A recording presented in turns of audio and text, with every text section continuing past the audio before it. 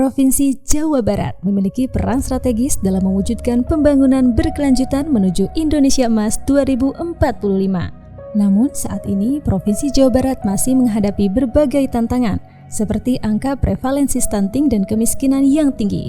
Berbagai upaya terus dilakukan untuk menghadapi tantangan tersebut sehingga dapat mewujudkan masyarakat tanpa kelaparan dan memiliki kehidupan yang sehat dan sejahtera sebagaimana menjadi tujuan kedua dan ketiga dalam SDGs. Di sisi lain, pemerintah pusat telah menetapkan program makan bergizi gratis yang merupakan langkah strategis dalam mewujudkan sumber daya manusia yang unggul dengan memastikan pemenuhan kebutuhan gizi masyarakat yang berkualitas. Salah satunya melalui asupan susu sebagai sumber gizi yang penting bagi anak untuk memenuhi kebutuhan kalsium, protein, vitamin, dan mineral lainnya.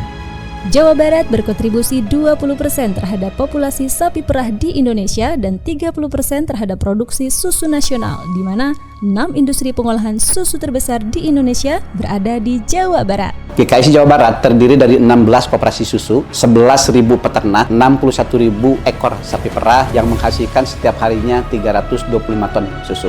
Menjawab tantangan dan peluang yang ada, pemerintah Provinsi Jawa Barat berinovasi melalui program pengembangan sumber bibit sapi perah berkualitas dalam mendukung pasokan susu untuk program makan bergizi gratis atau MBG. Kami mampu menambah produksi sebanyak 4.000 sampai 5.000 liter per hari. Dan ini mampu untuk memenuhi kebutuhan susu di 12 sampai 14 SPPG.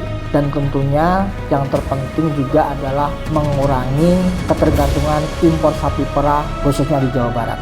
Program ini memiliki nilai kebaruan, yaitu pada penerapan model intervensi pasar yang berorientasi pada keberlanjutan ekonomi peternak, bukan sekedar bantuan ternak konvensional.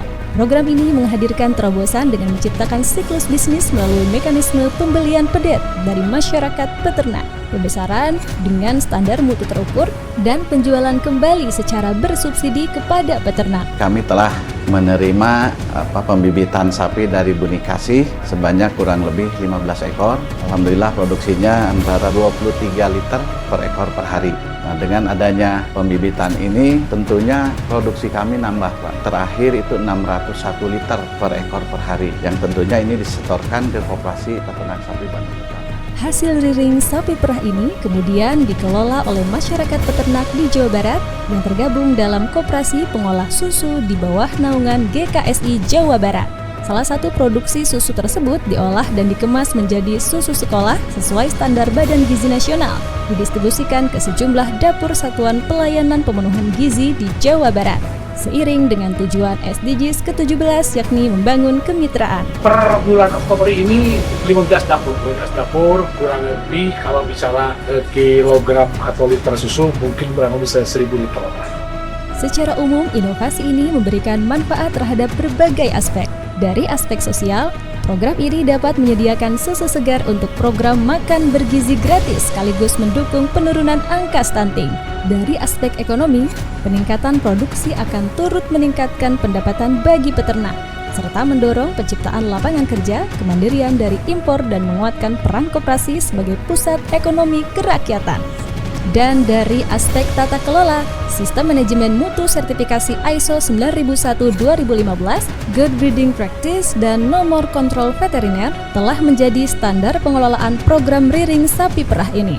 Adanya transfer knowledge melalui media, program edukasi sapi perah Buni Kasih, program refreshment, dan kolaborasi yang dilakukan dengan berbagai stakeholder serta tersedianya SOP, menjadikan program ini dapat direplikasi.